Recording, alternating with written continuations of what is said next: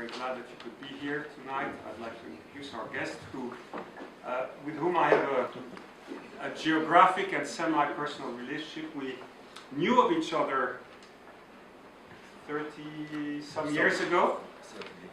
We were in rival youth movements, HaShomer HaTzair, HaNoar HaTzioni, Antwerp, Brussels, Antwerp. So good evening to other Belgians who may be here. And it's a pleasure to welcome someone who was actually close in many ways in my youth. Joël studied at ULB, at the Free University of Brussels, and at Sciences Po in Paris, and he actually is a professor of political science at ULB, at the Free University of Brussels, and a lecturer at Sciences Po, and it's a great honor to have him. He's a historian of anti-Semitism, also quoted by other historians of that period, of the war and so on. And he does research on anti-Semitism, on genocide, but as well on European integration and nationalism today.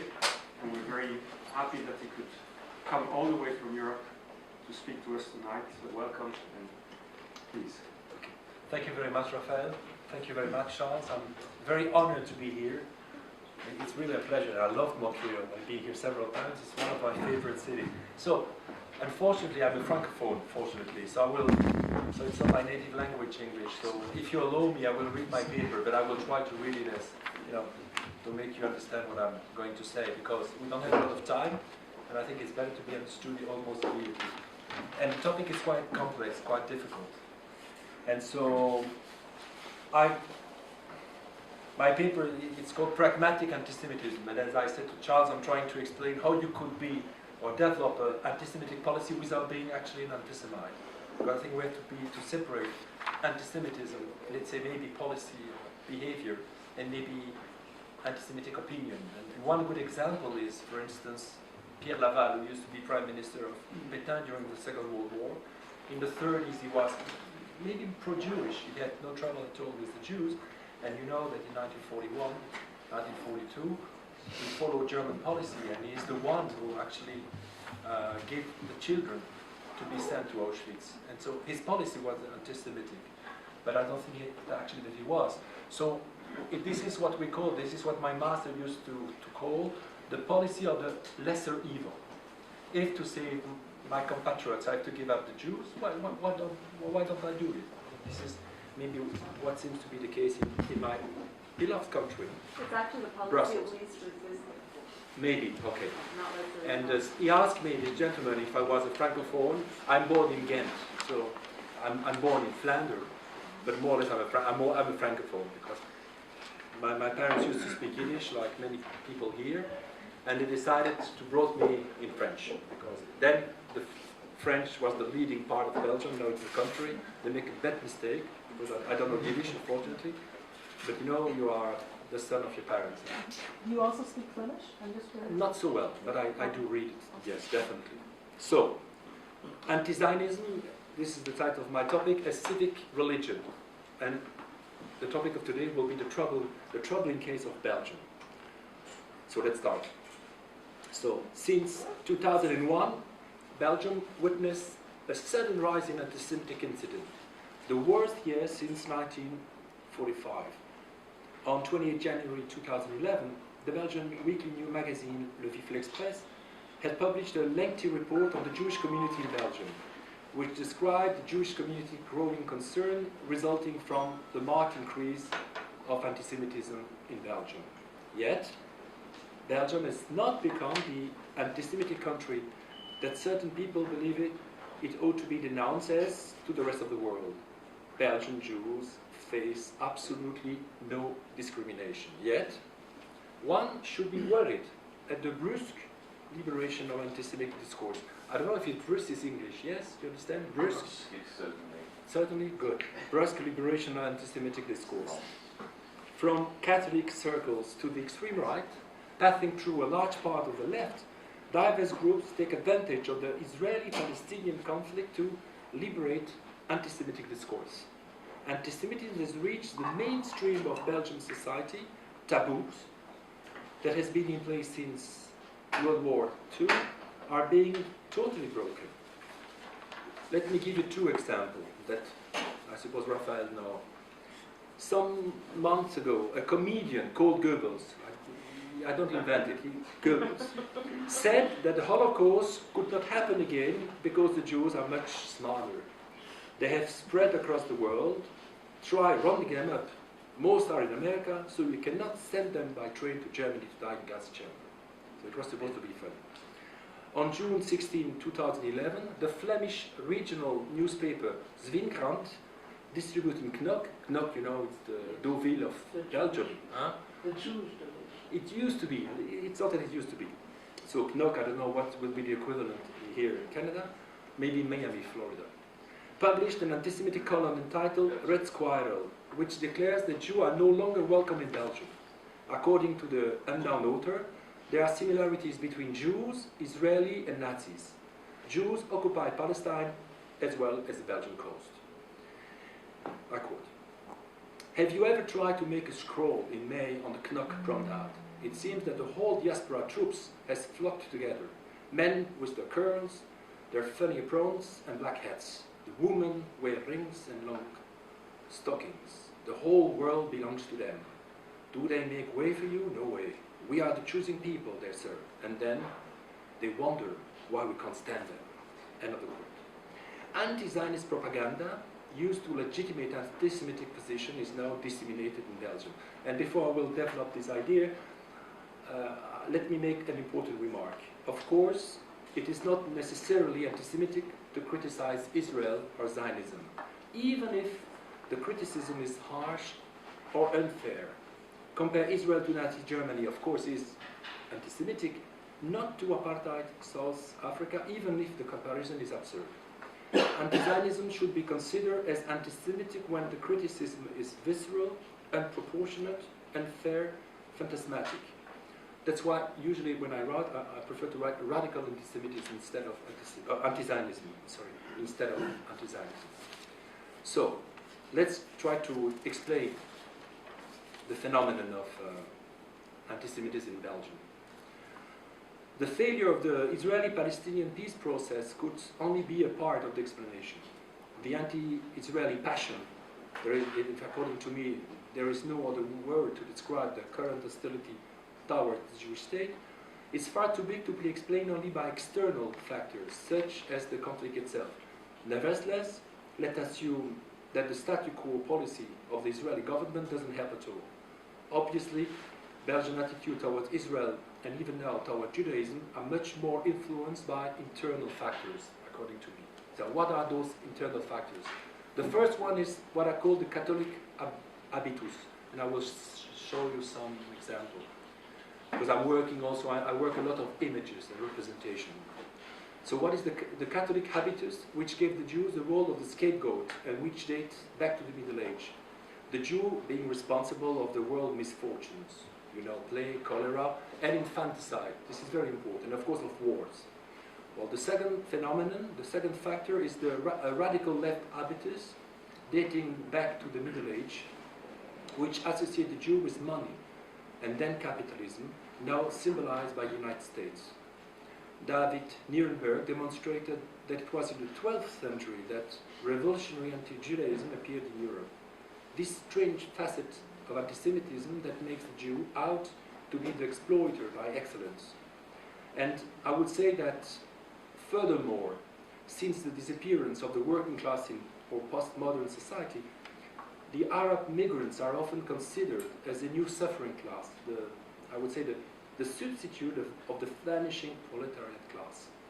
So third factor, a difficult relation with the Holocaust, especially in Flanders, where a certain percentage of nationalists did collaborate with the Nazi. So anti-Zionism is there an easy way to forget, forgive, or trivialize Flemish collaboration. Fourth factor, the emergence based on the intifada of the banlieue, this is a French word, so neighborhood intifada, of the Arab Muslim Judeophobia, which holds that the Jew should be firstly considered as dhimmi, second-class citizen, and secondly, as responsible for all the wrongs of the Arab world. In Belgium, a few organizations with undemocratic ideologies are active on the political scene, including we have Islamist parties now in Belgium, and more recently Égalité, a Marxist Islamist party, inspired by the French humorist Antisemitism. Dieudonné come often in Montreal, unfortunately. He's quite popular in this country.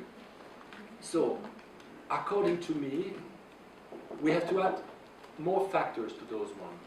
3 other factors that doesn't concern a priori the Jew must be added for being as, if not more important. The first one is the difficulty of the Belgians to dealing with their own colonial past. The silence around the violence perpetrated by the Belgian colonizer against the Congolese is astonishing. This amnesia is compensated by a feeling of guilt towards the Third World and the temptation to turn aside the emotive charge of colonialism by a radical critique of, you know what, of course, Israel. Israel, the state of the Jewish people, towards whom the Belgians have also a sense of guilt. As my friend Georges Bensoussan, I think maybe now the most important Jewish historian in France, as my friend Georges Bensoussan said, the European blames us for the evil they did to us. Within this vision, Israel is of course presented as a white state. 6 factors. A certain dose of pragmatism. Above all, Belgium is a pragmatic country. As a former leading exporter per capita, Belgium must above all consider its commercial interests, which drive to a morality of variable geometry. What does it mean? It means acts of compassion tied in with geopolitics. Economically, it is far less dangerous to have a moral stand on Israel, Taiwan, Nepal, and Rwanda than China, Qatar, or Russia. 7 points. Belgium is engaged in a post-modernity crisis. And the question, you know, it's maybe like a little more than Canada.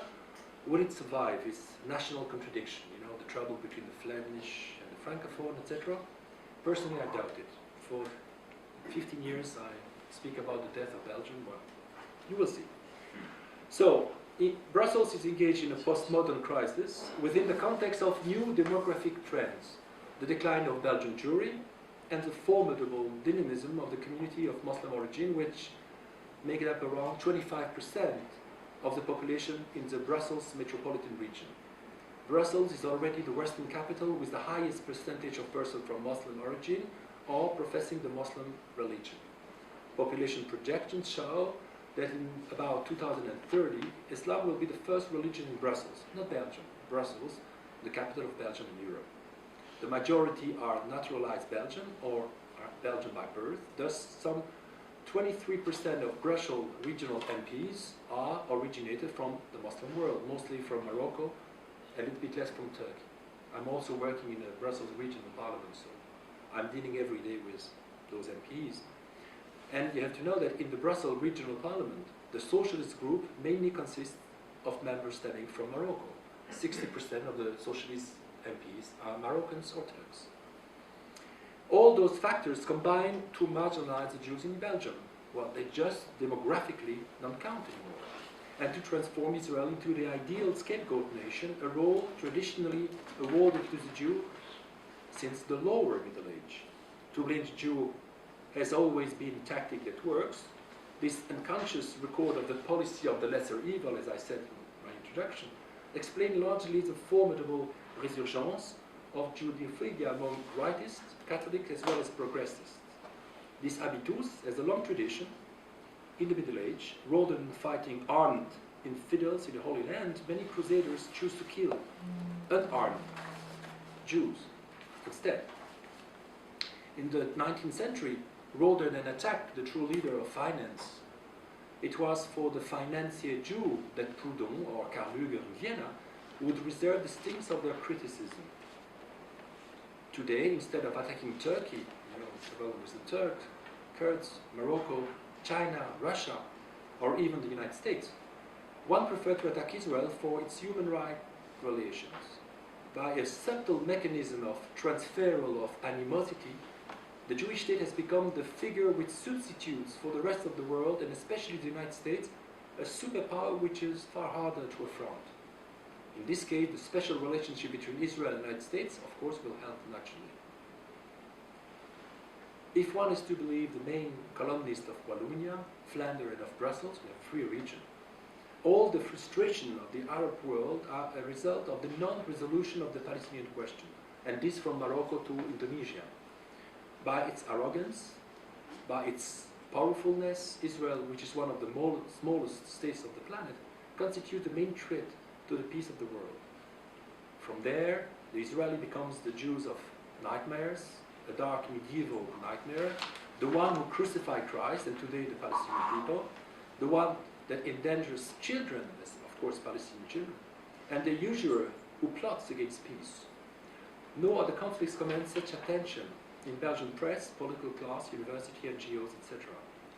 And recently, one of the most influential Flemish columnists, Luc van der Kelen, is extremely famous, he's really #1, compared the Flemish to the Palestinian, and of course the Francophone to the Israeli. There's a clear identification. Don't they try to steal, to colonize the Brussels periphery, as Israel do in Jerusalem? And this is exactly what he said. Of course, the Wallonians didn't share this Flemish vision. For them, the real Palestinians are the Francophone. The Flemish playing in the editorial the role of the cruel Israeli. There is really a feeling, of belonging part of this conflict. And it's very strange, fascinating, I would say. So Palestine has risen to the status of a veritable, if it's English, civic religion.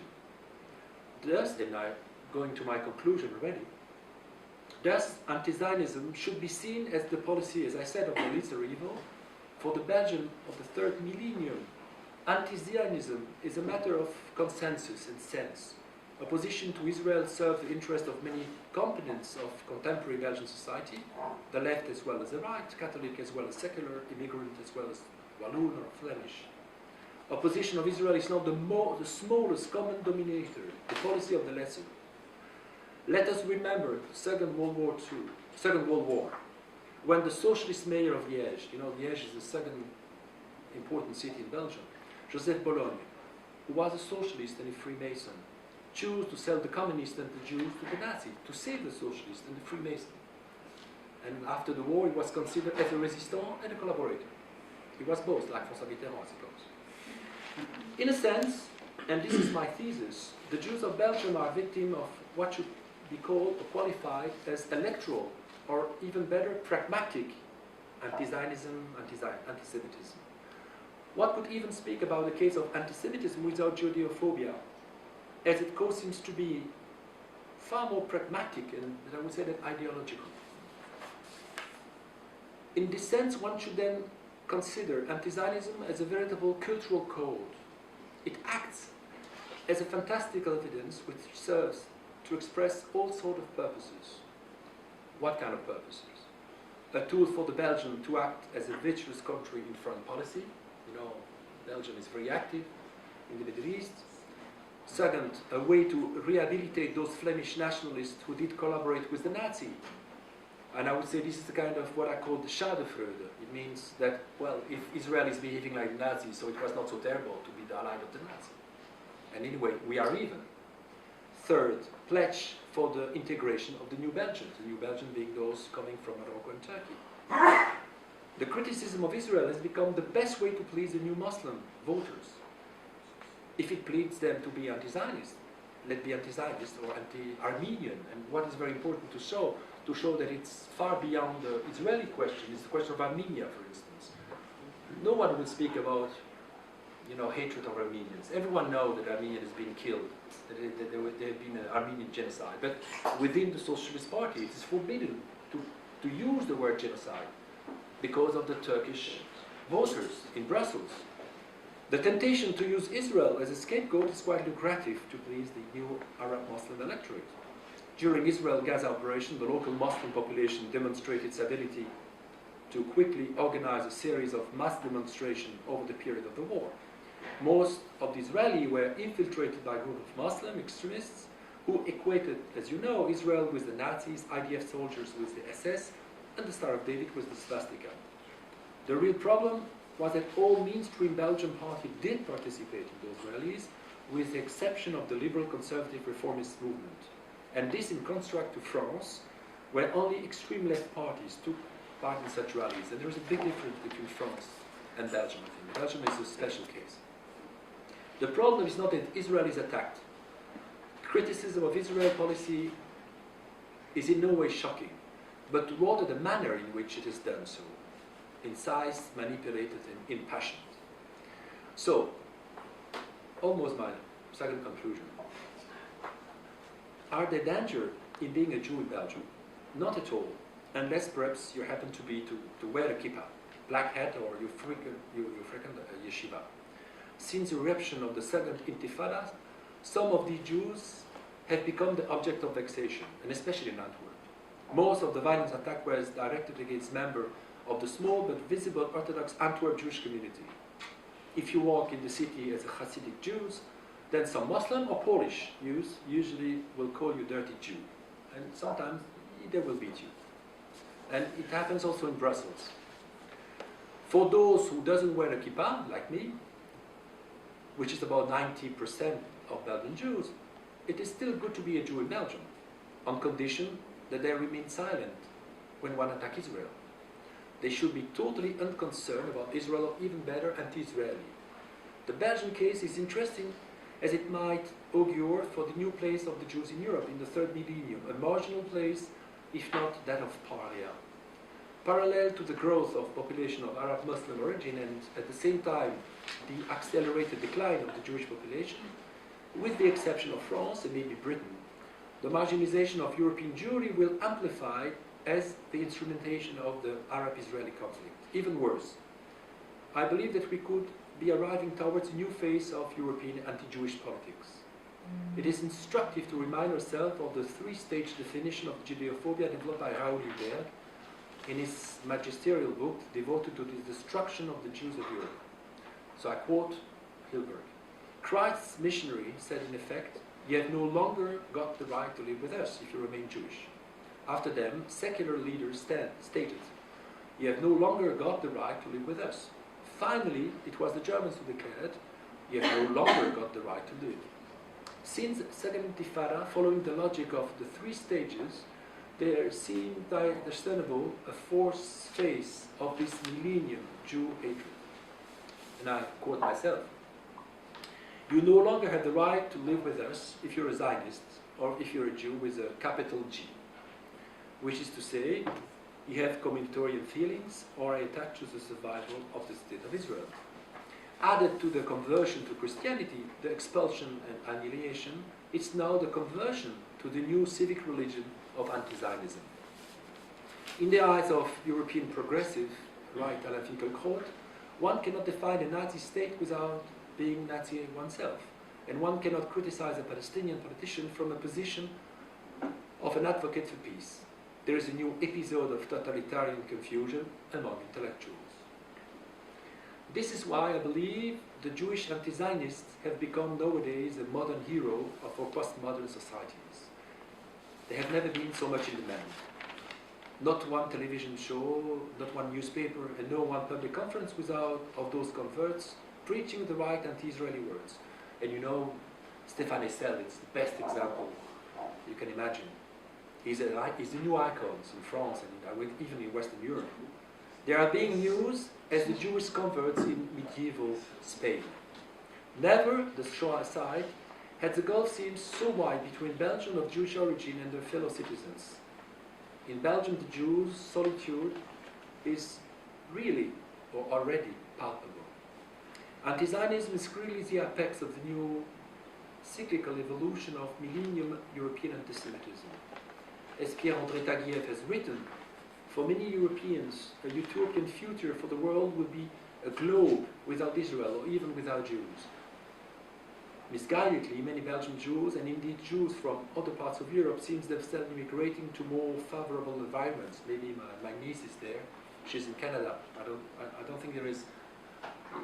If she's here, I suppose there are some reasons why she left Belgium. So, third conclusion, really, it's really the end. Will Europe finally win at losing all its Jews? It's a possibility, as Romano Prodi pointed out in European Voice. The former president of the European Commission suggested, in effect, and not without courage, that the negative image of Israel in foreign policy, in combination with vestige of prejudice or veritable antisemitism, force Europe to ask itself difficult questions. He would be happy if its words were burdened and Europe finally renounced its old demons. It is imperative to act. Must we really wish for a Europe without Jews? Thank you.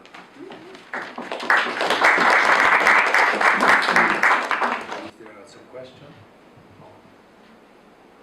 Yes, I think very recently there was a sort of manifestation de soutien in Brussels for Israel. Exactly. Yeah. And one comment I noticed, I think it was on the newsletter from the CUF, that there was a lot of Protestants represented, absolutely no Catholics institution were represented, which sort of fit in some of the things, but maybe you want to comment on that? No, repeat it. According to what I read, You can see in French, so, because you're Francophone, no? yes, but I don't know if the other people... But then, yeah, okay. Anyway, what I understand, there was a demonstration this Sunday. Israeli. But I was not there because I was already. And the comment I saw was that there was many Protestant institutions represented, but yes, also it's no true. Catholics. It's true. So if you want to comment on that. It's true. Things are a little bit changing, and it's true. But like in America, you've got this phenomenon of, with a radical Christian supporting more and more Israel. There is this new phenomenon. Like the phenomenon also now will be that there is a difference between being a neo-Nazi and I would say a populist leader. It means more and more populist leaders are considering, being, more connected to Israel than extreme rightist and especially neo-Nazi parties, etc. And this is the new phenomenon. And there are some support, let's say, but I would say the mainstream Belgium, first, they're not concerned, and secondly, they, according to what they say on their television and what they read in the paper, they are really convinced that, for instance, Israel is behaving like a rogue state, etc. Because the trouble is that, unfortunately, our media are biased, and this is one of the main troubles that we've got. I hope I answered correctly. Well, my question was really, how do you explain the absence of Catholic institutions? I think I What do you mean conflict? The absence of Catholics. Catholics? Des institutions catholiques. I think I understand, but I'd like your comment. Because I think the Protestants have a different, relation with, also I say with the Bible, and especially with the Jews. This is the difference. And the Catholic religion now is more or less vanishing, and they try also to be as politically correct as possible. So I think it's the same case, I would say, the Anglican Church in Britain, where also they have radical stand against Israel. And this is the problem, I would say, of the mainstream religion current. And it will be like this in Britain, it will be like this in Belgium and even in France. Because those Protestants, they are marginalized, they are really 1 or 2%. Belgium is a Catholic state, so the Protestants, they are really on the margin. It's few percent. Yes, you said something about an anti-totalitarian confusion among intellectuals. I'm curious to know that how this related to your topic, and did I hear you correctly? And could you elaborate on what you mean? No, this is more or less what Alain Finkielkraut said. The confusion. Some intellectuals. Equating against Zionism with totalitarianism. Exactly. Yes, it is. Because the same we say, and you will, because there are many francophones here, what we call the phenomenon of les paupières lourdes. How would you say this in English? Well, exactly. And this was the case of the French intellectual towards communism, etc. You people used to say better be wrong with Jean-Paul Sartre than right with Raymond Aron. And more or less this is the same problem now. Better be wrong with the Arabs than right with Israel. They stopped saying that. They stopped, definitely. But it took, how long? Definitely with Solzhenitsyn finally, of course. But now we speak about anti-Zionism. We don't speak about totalitarianism as such. No, you stopped. I'm just wondering, isn't there any feeling in Belgium among the Catholics and Protestants, let's say Flemish Christians, against this invasion of Islam, which really is taking over the country and all over Europe? Don't they feel that it's not right? No, but I don't think we can speak about invasion. I don't think there is an invasion. What we're facing is, I would say, it's more migration. And Yes, which of course. is different. I'm I don't just think using there the is, word because invasion when you say because invasion, it's like an invasion. it will mean that there is a kind of plot, a plot, and I totally disagree with this idea. The trouble is that, there's the crisis of the Arabic world, it means, and even of Africa, and they have to find a way to immigrate. And so they immigrate by masses, and we have actually asked them to come in the 70s, for instance, as workers. And so they came, and now they are, well, they constitute large numbers, and definitely, as I said, in Brussels, they will become the majority. But in a sense, you cannot, they're not united. And this is what I try to explain. It's not that they are united. It's not that we can speak about the Muslim. The trouble is more different. The trouble is that our politicians believe that they constitute a kind of bloc. And then to please them, they will be even more anti-Israeli than the Arabs. This is the trouble. This is what I try to explain to you. Because some Arabs are seculars, some Muslims are seculars, etc. But, people believe that an Arab should be by definition anti-Israeli, and that any Turks should be a negationist, who should deny the Armenian genocide, and so to please them, they would ask not to speak anymore about the Armenian genocide. It's even more perverse than. How many Jews are there in Belgium but, now? unfortunately, as I said also, it's true that racism is growing up. And I'm it's not a surprised terrible because phenomenon, even and in it's France, very frightening. In France, there's a lot of Muslims, but definitely. there still is a lot of hatred against them. So I'm surprised in Belgium they're sort of like they seem to enjoy having them there, which No, it's not. The trouble is that racism is growing, and up till now they do not dare to express it. But when it's going to be expressed, it's going to be maybe or too late or terrible. And I'm a little bit afraid also of the situation in Belgium. And this explains why, for instance, in Flanders, it means the extreme right party they gain more than 50% of a percentage. It's a reaction. It's not only a reaction to the Francophones, but also to what they call invasion, and what I call migration. And I think it's a big difference. And the Jew being in between them, and that's why also for the moment it seems to be more dangerous to attack Islam than to attack Judaism, for instance. This is why, I don't know if you heard about it, there was on Twitter, there was a kind of competition, and the competition is why to blame the Arabs. And finally they realized it would be too dangerous, because you could be killed. So finally they decided to criticize the Jews. There is absolutely no danger. And this, again, I came back to my theory about the fact that it's easier to blame the Jew, because, well, they're supposed to be very strong, but everyone knows that they have no power at all. No Jews will kill you because you will, I don't know, portray Moses as I don't know what. How many Jews are there in Belgium now, and what are they mainly people who came back after the war, or who are the Jews of Belgium today? Well, more or less the same that before the war. It means mostly from Poland. Mostly from Poland. So they came back after the war? They came even before the war. The Inquisition. No, there are not so many. There were some in Antwerp, but mostly they came in the 20s, and only 50% were killed.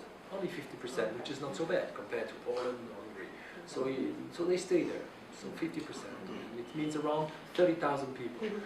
Half in Antwerp and half in Brussels. And it's two different planets, Antwerp and Brussels. It's like, I think, Melbourne and Sydney. Toronto and Montreal. You have a number of Sephardic Jews. Of course. Sephardic Jews who came Definitely. in the early 60s or late 60s. Not so many compared to France. No, Yes, of course. Well, You've got Lebanese, because France, Moroccans. you had all of the Algerian Exactly. community. But still we are an Ashkenazi, traditional, secular in Brussels. I'm sorry. What you're describing here is emergent anti-Zionism. Seems to be more for a projection of a deeper internal geopolitical crisis that seems to be manifesting itself within the borders of Belgium. We started off with two enclaves, and because of immigration and population, of course we haven't mentioned the German minority also, which is transplanted in a certain, very on the edge of Flanders. So No, Wallonia. In It's a part of Wallonia, the Flanders, the German minority. Yes. What was it? Vervins, I believe? Verviers, Vervins. the member of the Wallonia region. It's in Valais, okay. We see the new transplantation of a Muslim population which had not existed initially, which is gaining force. I would call this really a recipe for balkanization. If you will, we're having enclaves emerging. It does not seem very violent initially, but if we look back to the Balkans themselves, they look quite peaceful about 30, 40 years ago as well.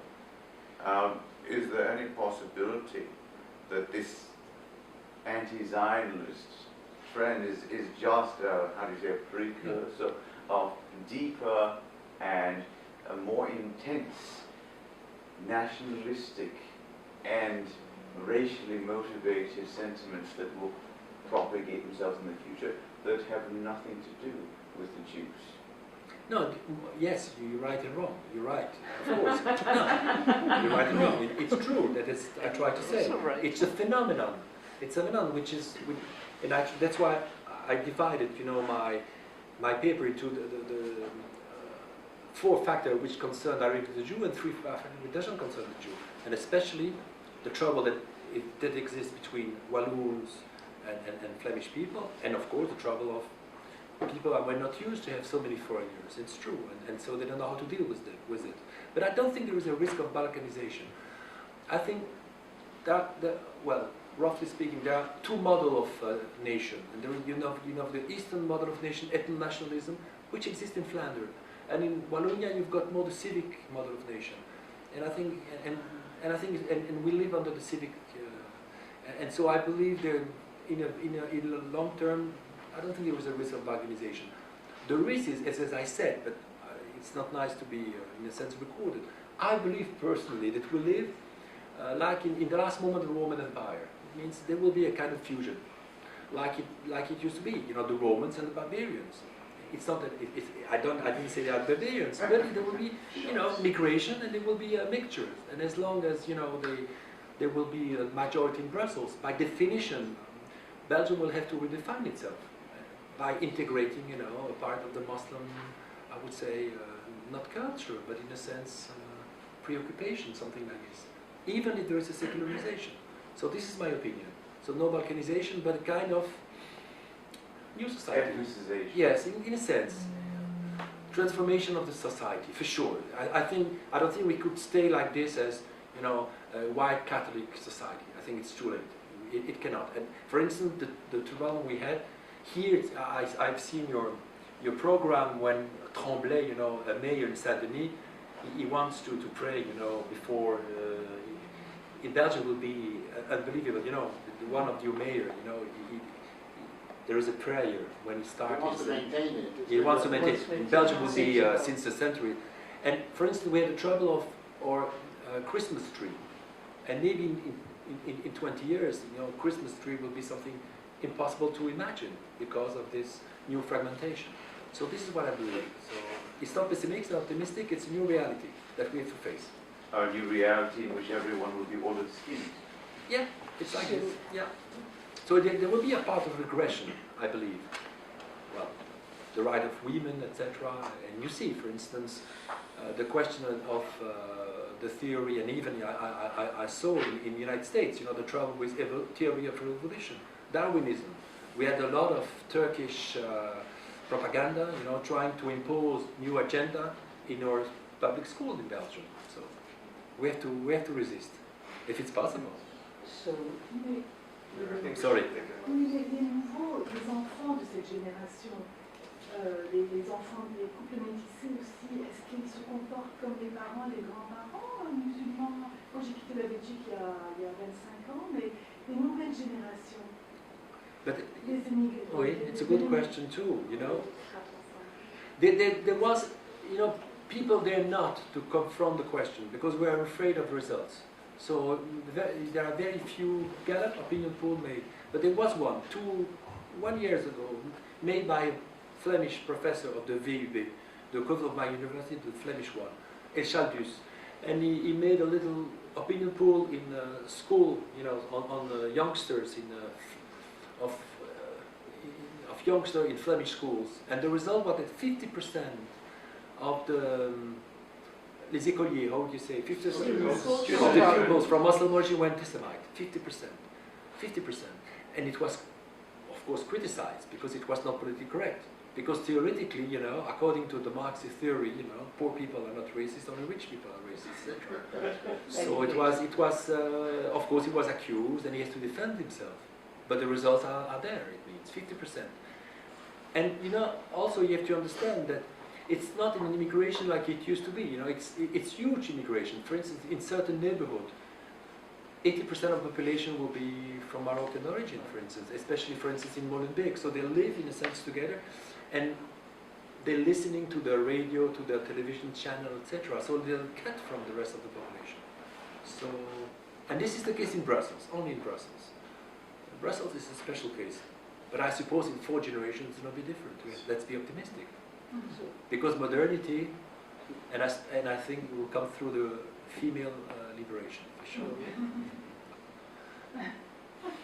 No, I mean, don't be so, no. Because no, it I don't think seems so. from what you said that the Belgian people are integrating into the Muslim population rather than the opposite. No, it's not true. They are cohabitating. No, it's not true. Don't misquote me. No, definitely not. It's not. Well, when you But have the majority of they the are looking at population. each other, you know. And we have to also to accept the ideas that, for instance, there are a lot of Moroccan politicians, as I said. Right. And so they are, we can speak about integration. They are integrated. There is an integration. And so there will be a kind of mixity. This is what I try to say. Not Brusselistan. A new kind of Brussels. Mixed. I'm not a priest or a Prophet. I want Exactly, a to prophet. ask you a question about the term you use to designate anti-Zionism in Europe now, or in Belgium at least. You call it the civic religion. But at the same time, you are saying that there's a very strong element of pragmatism at stake. So I think there's a tension between these two things. You think so? Yeah, I think there's a tension between. No, because I would say it's a common denominators, more or less, like this. Well, This is in this sense. Okay, but would you? Because everyone will agree. Everyone, for instance, I work, as I said, in the Brussels Parliament. Okay, there are many conflicts in the world. Many conflicts. Congo, and God knows how many women are raped in Congo. It means Syria, 40,000 minimum people killed. Whatever. You know, you will find Chechnya, etc. Morocco, you know, with the Sahara, you know. And the only, I would say, resolution that my parliament made was against Israel. The only, how to say, not treaty, how to say, convention. Condemnation? No. There was a kind of Agreement? convention between Israel, you know, economical convention between Israel and Brussels region. The only one which was broke was the one with Israel. No one will ever think about criticizing the link we had with Syria or with Egypt or with Tunisia. Actually, I got back from Tunisia 3 weeks ago. In this sense, so it's pragmatic, but it's convenient. Like, in a sense, Holocaust education was convenient. People believe that by teaching Holocaust or the Shoah, racism will disappear. So it was also a kind of civic religion, whether you believe it or not. It's a tool. And when I say anti-Zionism is a tool of integration, because, you know, Arabs are, in a sense, some of them are happy that, you know, their parliament break off relations with Israel. I think they're happy. It's a good step, no, to say we are concerned with Palestine. Look, we break the relation with Israel. So it's pragmatic and it's civic religion. Okay, what I would say is this. I'm bothered by the term religion because of what it's supposed to be. Civic religion, of what it supposes in terms of organized belief system, of organized institutional arrangements, and so on. I think there's definitely a dogma that is being established, a consensus, ideological consensus that's growing. And what is interesting in your talk is exactly the pragmatic underpinnings of that, rather than the ideological ones. Although they are present also, it's a mixture. Because it's based on, and I will show you if you're not mind. But you know, there is a credo. Religion means, and there is a credo. Palestine is right, Israel is wrong. They have prophets. You have many intellectuals who are prophets and will speak on chair against.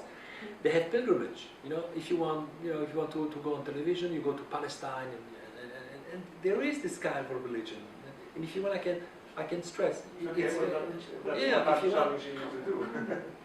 That it I is have to a go back to religion. my paper. Okay. Because Yes. in my paper, I really use, I describe it as a religion. With all the That religions. is exactly what I was No, really religion. But it's not propaganda. There are the propaganda too. If you read, for instance, there was this war. There was this war against, between Gaza and between the Hamas, and I wouldn't say between the Palestinian and the Israeli, because it's a war against the Hamas.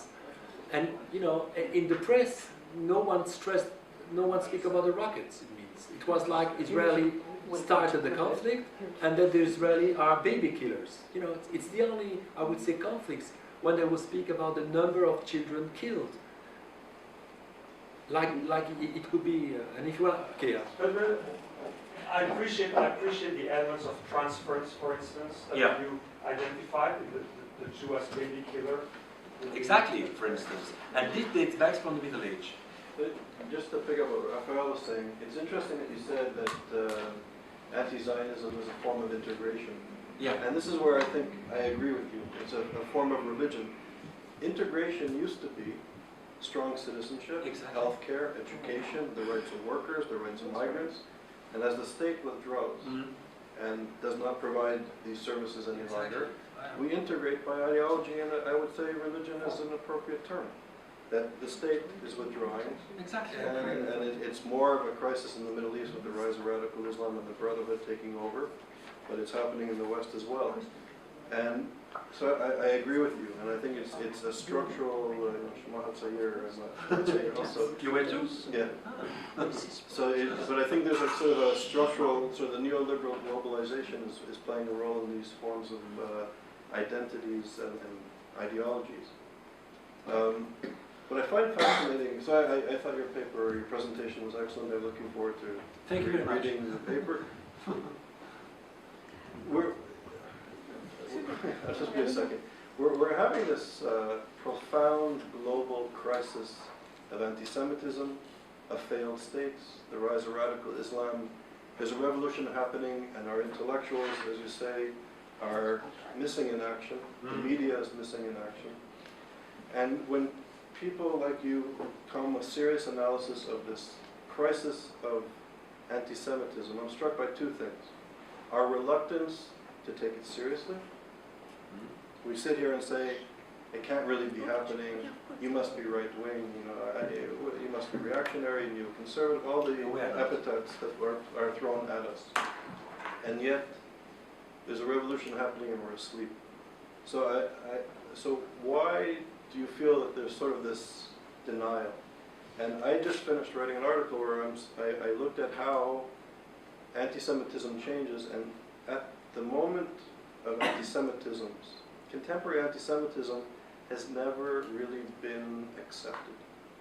During the 20s and 30s and 40s, when the universities got rid of the Jews, people didn't, that was contemporary anti-Semitism. There was no effective response to it. We lost. And I think if you go back, anti-Semitism, once it's unleashed, is a very powerful disease. So how do we, as intellectuals, now that some of us are establishing this reality which is terrifying, and yet there's this inability to accept it. So, do you have any ideas what to do? We accept, I think the trouble is not we as some intellectuals who work on this question. The trouble is how to reach, I would say, the intellectuals and the journalists, etc. That's why we publish books, that's why we try to organize seminars, but it's quite difficult to be understood. Do you have any ideas on this? No. Exactly. Some books, I publish some books on cartoons, etc. And for instance, I will organize in 2 weeks within, the task force. And Canada will chair the task force next year. So within task force, I propose to organize, an exhibition on anti-Semitism. There is no books on Belgian anti-Semitism. And it will be the first exhibition on this. And I started from Van Eyck, and I will show you, and I will stop with anti-Zionism. So this is my response, intellectual response. So my response is not to how to say, to demonstrate that people are anti-Semite, but sometimes that they speak like anti-Semite, which is different, because the trouble is, since Hitler, no one is anti-Semite, and anti-Semitism has been never so high. So that's really the trouble. I show you. Let me, please, if you don't mind. So, for instance, when I try to say the difference between anti-Judaism to my students and anti-Semitism, the same between anti-Zionism and anti-Semitism. And this, for instance, this is a representation of anti-Judaism, because you see the little girl. She looks like she's normal. She looks like exactly like a Christian. The synagogue and the church. The only difference is, well, they belong to the same humanity. The only difference is she's blinded. She's in error. She's Jew, and the lens, if you can see lens, it's broken, because the alliance between God and the Jews vanished. But if she converts, she will be an equal. So it means in anti-Judaism, what you don't like in the man is the Jew. So let's convert. In anti-Semitism, what you don't like in the Jew is the man. So you kill. And it's very difficult for usually people to. Everyone will start anti-Semitism in the 19th century with the creation of the word. But this is a French painting of the 13th century, and it's already anti-Semite, because already it characterized the Jew in a terrible way, and it showed that the Jew is allied with the demon, and it's of course Judah. And it's very important to start, and it's the same, I would say, between anti-Zionism. So what I say to my students, that anti-Judaism, you don't like Jew for what they are, Jew, for what they do, Pesach instead of Passover instead of Pâques, and this is anti-Semitism. You hate the Jew for what they don't do. They don't kill children. They don't disseminate plague, etc. And it's the same with anti-Zionism. I would say normal anti-Semitism, anti-Zionism, as far as it exists. You don't like Israel for what they did. Maybe, I don't know, colonization whatsoever. But radical anti-Semitism, anti-Zionism is you don't like Israel for what it doesn't do, to kill children, to control American policy, etc. So this is what I will. This is also a representation of the Middle East, and my exhibition will start with this painting. It's my favorite painter, Van Eyck, and it's called "The Triumph of the Church and the Defeat of the Synagogue." And this is not anti-Semitic. This is anti-Jewish, because it describes the Jews as what they are, what they're supposed to be, blinded, etc., in the error, etc. This is Van Eyck, Jan Van Eyck. And this already is anti-Semitic, because it's funny, it's from Liège, and it represents Ponce Pilate, who was a Roman, as a Jew. So I would say the deicide is already an anti-Semitic, because it blamed the Jew for what they didn't do. It was a Roman who killed Jesus, not the Jew. And it's funny to say that in the 13th century, Ponce Pilate was represented as a Jew. And this again. And so the Jew become the responsible of the evil. And this is in Tournai, against in Wallonia, Jews being burned because they were supposed to be responsible of the plague. And this is now again in Belgium. If there is a trauma, if there is problem in the world, in the Arab world, it's to blame Israel.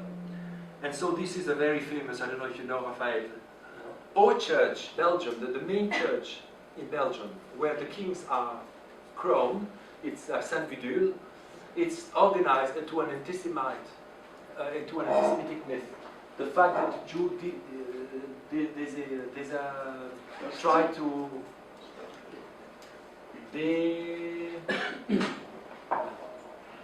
les hosties, on poignardait les hosties. Ah, the wafers, the holy. Exactly. Holy wafers were. So cut the camera, please. And so, etc. And so, for instance, this was taken in the main Flemish carnival, Carnaval of Alost, and it was during the Intifada. And Jews were, this is how the Jews were depicted. And this was not considered as anti-Semitic. And there is a better representation than this one, if I find it. Those are not people from the Tory culture, those are people... No, they are Christian. Demonstrators. No, not demonstrators, it was for fun. But is the Tory Carta active also? No. Voilà, and this is the cover of my magazine, and this is, this was the organizer of the carnival. You see? And this was considered as normal. And And funny. 2011. Yeah, it's fun. You think it's funny? No, they No, consider it. think Yeah, I know. If not, they wouldn't do it. Of course, I think it was funny. And of course, because I've got a lot of. I'm sorry, and of course, if you want to act, what you have to show is this. This is called Carnival 1933. Exactly the same, during the Nazi period. And this, of course, annoyed them a lot. So this is I would say, the intellectual answer. To say, okay, you're not anti-Semite, but you behave like a Nazi. And another example is, I thought it was there. Just if I can make a statement while Yes. you're looking, I did an article with a colleague, Ed Kaplan, where we showed the connection between anti-Semitism and Israel bashing. And what we found was that people who were Israel bashers, in our scale, we interviewed 5,000 people in Europe, they're 13 times more likely to be classically anti-Semitic than the average population. So there's a very strong correlation. I believe so. And this is another example. This was Oxfam, a campaign against Israel, and it's always connected to blood. And I've got a beautiful poster showing that during Gaza, also the demonstration, to ask people to demonstrate against Israel, they will show a baby. It's always the fact that, the Jews are baby killers. And this is something which is, I would say, disgusting. If an intellectual speak like this. This gentleman has been waiting for a long time. I'm sorry, but black. I'm enjoying that much more than I was.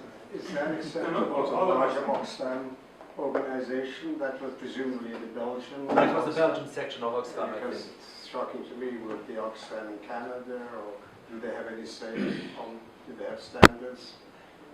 But Oxfam actually developed also more or less an anti-Zionist policy, as far as I know.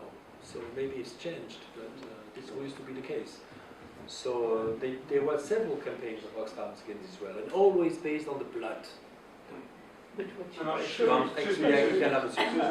I have a question. It's a little tangential. I'm sorry. When you discussed the convenient, practical, pragmatics, and you had a different opinion.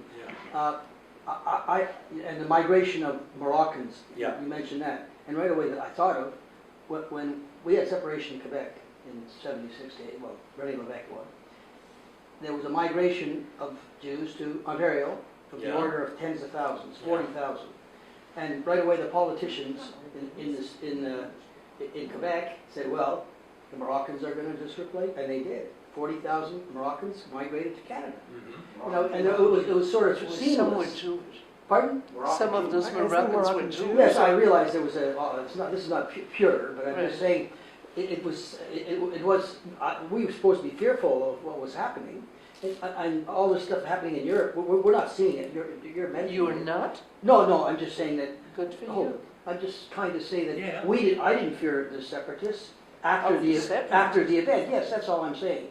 Yet we had a very traumatic event. It happened in Quebec. And like I said, they replaced them and that was it. So this migration stuff it's natural.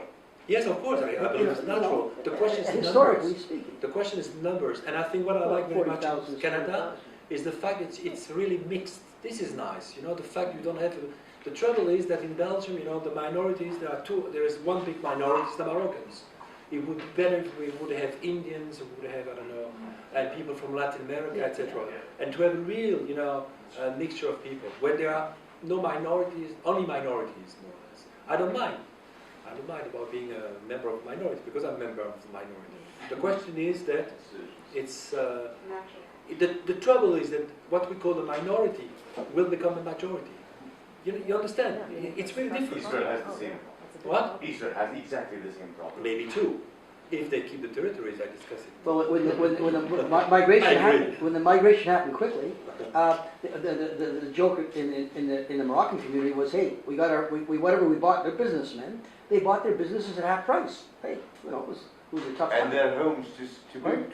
And their homes to boot. Yeah, that's right. two-edged sword. So too many questions, my God, my English is dying. Sorry. En français maintenant, on est au Québec ici. On est au Québec. You mentioned baby killers. I was reminding of something I saw on French TV about 10 years ago. There was a debate on bullfighting. And a young toreador who was saying, mais je ne suis pas méchant, moi je ne tue pas des enfants comme un soldat israélien. He probably had never met any Jew in his life. He was so young from the south of France. And he had to say, I'm not a bad guy. I don't kill bulls because I'm sadistic or something. I'm not like an Israeli soldier who kills children. And this is something... And that's part of the culture. Exactly. That's dramatic. It's exactly it's part of the credo. Like the article you read from Knopf Blazut. Yes. It reminded me of the horrible things that you could read in the time Dreyfus Affair, exactly. or in the 30s, or in exactly. Je suis partout, I agree with you. and all these things. That's scary. Yeah, I agree with you, it's scary. And it's even more scary that those articles are not condemned. Exactly. The Center Against Racism decided not to go against them. There's a question in the back here. A lot of my questions have been answered, so just to reduce the statistics, my questions actually. You were saying that 25% of the Brussels population is now Muslim. Origin, let's say. Origin. What about the rest of the country apart from Brussels? And when you take Brussels specifically, how does it divide up between secular and religious? Do you see a lot of hijabs and niqabs in the street? Is it a very strong part of the Muslim population? What percentage would you say are entirely secular as opposed to entirely religious? Theoretically, research would say that 70% of the Muslim immigrants are believers. 70%. And 20 years ago, you wouldn't find a lot of veiled women, and now you'll find more and more. More and more. It's a new phenomenon. There is a return to religion. And there's a return to religion? Definitely a return, especially for females, definitely. But and concerning the proportion, Brussels, it's quite unique. Antwerp, actually, it's around 15%, a little bit Liège, and the rest it's few percent. So it's really Brussels and the big cities, Antwerp, a little bit Liège. Just on this last point of say return to religion, there's been a lot of discussion here specifically about women who never wore a hijab or niqab in their own countries and are wearing it here as a political statement. Exactly. Specifically. Yeah. And you find many conversions from French Canadian Roman Catholic to Islam by marrying Muslim men or even without. And they're starting to wear the hijab as well. So we know the exact proportion or approximate proportion, let's say, it probably would approximate in all the Western countries, what proportion would be actually really going back to religion or are doing this as a political statement to say, we are here, like it or not, that's the way it is, and that's how we're showing you that we're here. No, there are no statistics. But what we know that there are a lot of conversion from Catholicism to Islam and Hinduism. It depends your level of your social income. If you're rich, you will become a Buddhist. If you're poor, you will become a Muslim. That's how it is. It's a question of fashion. But you believe there's a percentage, but you do believe there's a... even young people too. No, young people more. But you do believe there's a percentage who are wearing it just to make a political statement and are not really religious? No, I think they are religious. Most of them is... Or they may be forced by their And family. it's true that in certain neighborhoods also you could be forced. And this is more the case, I would say, in the banlieue in France. But even in certain area in Brussels. But it's both, you know. You have to be plurifactorial. I think it's both. But there is a phenomenon in my university which is secular and created by Freemason. Imagine my university. You will find more and more, you know, female from Muslim origin with the veil, which is totally new. But it's the same if you go to Cairo, it would be the same. You know, 40 years ago in Cairo, no one wear a veil, and now it's the case. And the same in Tunisia, and almost everywhere. The veil is permitted in the university? Yeah. It's not French? Yeah, no, the veil or the... Of course, why not? But not complete. France is forbidden. In the school. School, not university, school. Not the complete. No, of course not. Not the complete, but it's very rare. You won't find a lot of hijab and no, you won't find a lot. It's population, and there's not a Salafist insurgency, I would say. No, of course not. No. There is a Salafist party actually, but no. As I said, it's not dangerous to live in Belgium. It's not dangerous.